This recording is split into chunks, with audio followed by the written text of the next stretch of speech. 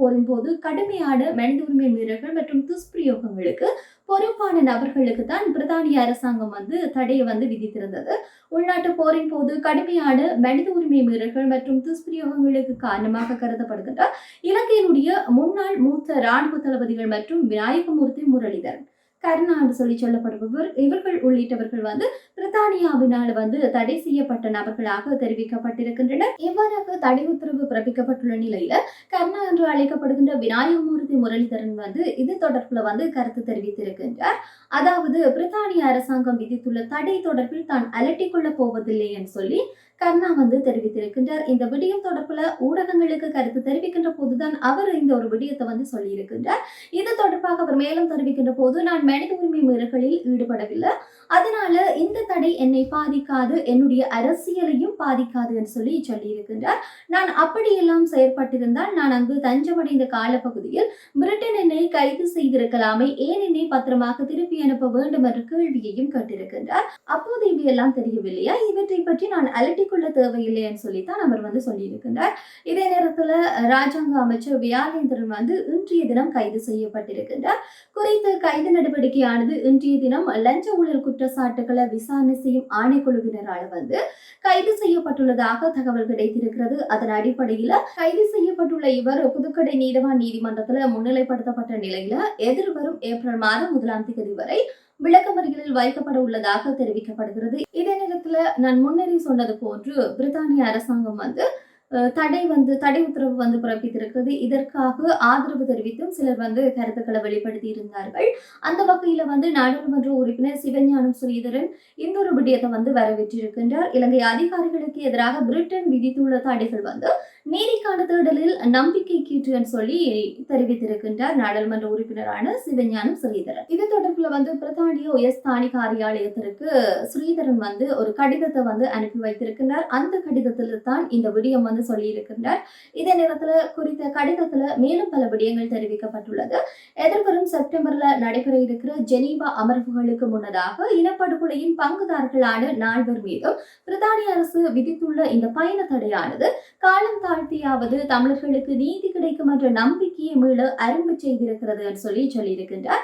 மேலும் பல விடயங்களை அந்த கடிதத்தில் தெரிவித்திருக்கின்றார். அதாவது இலங்கையில் குறிப்பாக வடக்கு கிழக்கு தமிழர்கள் மீது பேரினவாத அரசு வலிந்து நடாத்திய போரின் போது மோசமான மனித உரிமை மீறல்கள், நீதிக்கு புறமான கொலைகள், சித்திரவதைகள், பாலியல் வன்முறைகளில் ஈடுபட்ட இந்த 4 பேர் மீதும் பிரித்தானிய அரசு விதித்திருக்கும் தடையையும் சொத்து முடக்க அறிவிப்பையும் சர்வதேச நீதி கோரும் பயணத்தில் தமக்கு கிடைத்திருக்கக்கூடிய ஒரு சிறிய நம்பிக்கை ஒழுக்கீட்டாகவே ஈழத்தமிழர்கள் பார்க்கின்றார்கள் என்று சொல்லி அந்த கடிதத்துல தெரிவித்திருக்கின்றார். மேலும் 80 வருடங்களுக்கு மேலாக கேட்பாரற்று படுகொலை செய்யப்பட்ட தமிழ் தேசிய இனத்தின் எண்ணங்களுக்கு இறந்து போன ஆத்மாக்களுக்கும் இந்த தடை அறிவிப்பு தமக்கான நீதியின் கதவு திறக்கும் என்ற நம்பிக்கையை கொடுத்திருக்கிறது என்று சொல்லியிருக்கின்றார்.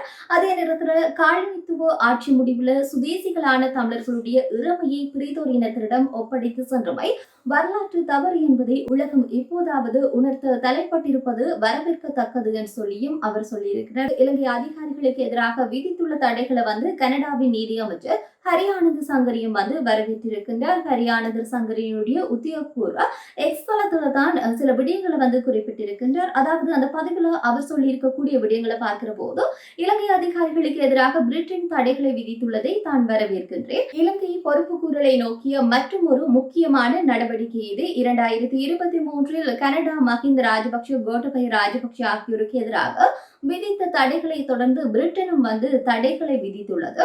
இலங்கையின் தண்டனையின் பிடியிலிருந்து விடுவிக்கப்படும் கலாச்சாரத்தை முடிவுக்கு கொண்டு வருவதற்கும் சமாதானத்தை ஏற்படுத்துவதற்கும் கனடா தொடர்ந்து பாடுபடும் என்று கனடாவினுடைய நீதி அமைச்சரான ஹரி ஆனந்த் சங்கரி தெரிவித்திருக்கின்றார். இதே நேரத்தில் நாமல் ராஜபக்ஷ இதற்கு எதிராக கருத்தை வெளிப்படுத்தி இருக்கின்றார். அதாவது இலங்கையில் உள்ள போர் வீரர்களுக்கு எதிராக பிரித்தானிய தடைகளை விதித்துள்ளமை தொடர்பில் ஸ்ரீலங்கா பொதுஜன பெரமுனுடைய தேசிய அமைப்பாளரான நாமல் ராஜபக்ஷ ஒரு கண்டனத்தை வெளிப்படுத்தி இருக்கின்றார்.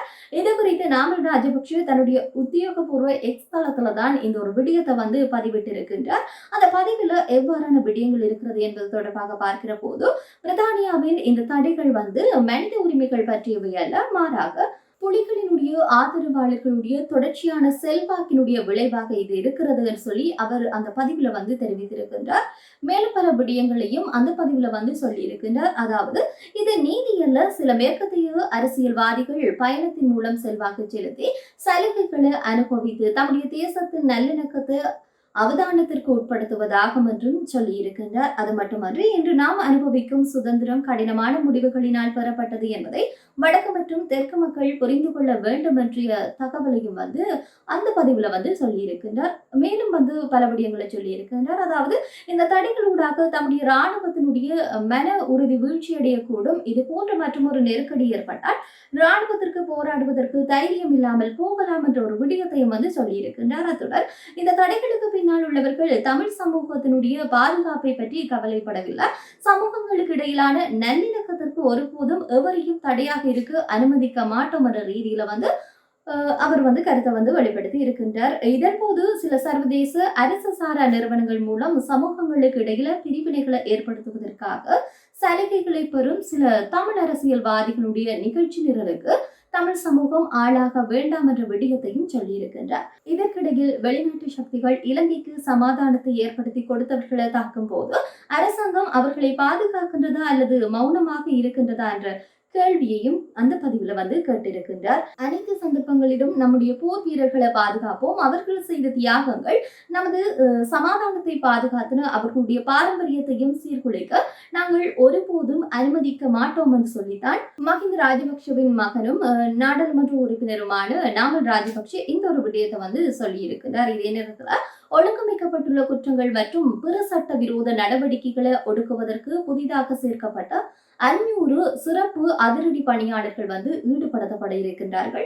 இதுவும் ஒரு முக்கியமான விடயமாக இருந்தது. அதாவது இந்த புதிய சிறப்பு அதிரடிப்படை உறுப்பினர்கள் விரைவில் தங்களுடைய பயிற்சியை முடித்துவிட்டு பணிக்கு வருவார்கள் என பொது பாதுகாப்பு அமைச்சரான ஆனந்த் விஜயபாலதன் இந்த ஒரு விடயத்தை வந்து தெரிவித்திருக்கின்றார். அதோடு தென் மாகாணத்தில் சமீபத்தில் நடந்த துப்பாக்கிச் சூட்டு சம்பவங்களை கட்டுப்படுத்துவதற்கு 4 காவல்துறை குழுக்கள் நிறுத்தப்பட்டுள்ளதாக கூட அவர் வந்து தெரிவித்திருக்கின்றார். அத்துடன் அம்பலாங்குடை பகுதியில் ஒழுங்கமைக்கப்பட்ட குற்றங்களை சமாளிக்க 2 சிறப்பு காவல்துறை குழுக்களும் வந்து நிறுத்தப்பட்டுள்ளதாக சொல்லியிருக்கிறார். இதுவும் ஒரு முக்கியமான விடயமாக இன்றைய நாளில் பார்க்கப்பட்டது. மேலும் தேசபந்து தென்னக்கோன் தொடர்பான ஒரு தகவலும் வந்து இன்றைய தினம் வெளியாகி இருக்கின்றது. தேசபந்து தென்னக்கோனை வந்து காவல்துறை மா அதிபர் பதவியிலிருந்து நீக்குவதற்கான யோசனை ஒன்று சபாநாயகரிடம் கையளிக்கப்பட்டிருக்கிறது. தேசிய மக்கள் சக்தி கட்சியினுடைய நாடாளுமன்ற உறுப்பினர்கள் சிலரால் இந்த பிரேரணை வந்து கையளிக்கப்பட்டிருக்கிறது. அந்த பிரேரணையில வந்து தேசிய மக்கள் சக்தி அங்கத்துவப்படுத்தும் 115 நாடாளுமன்ற உறுப்பினர்கள் வந்து கையொப்பமிட்டுள்ளதாக கூட பிரதி அமைச்சர் எரங்க குணசேகர வந்து தெரிவித்திருந்ததையும் இங்கு சுட்டிக்காட்டத்தக்க ஒரு விடயமாக இருக்கிறது. ஆகவே அவருடைய பதவி நீக்கப்படுமா என்பது தொடர்பாக பொறுத்திருந்துதான் பார்க்க வேண்டும். இவ்வாறான பல்வேறுபட்ட சம்பவங்கள் தான் இன்றைய செய்தியில் மிக முக்கியமான இடத்தை பிடித்திருக்கிறது. மற்றும் ஒரு காணொளியில் சந்திப்போம். நன்றி.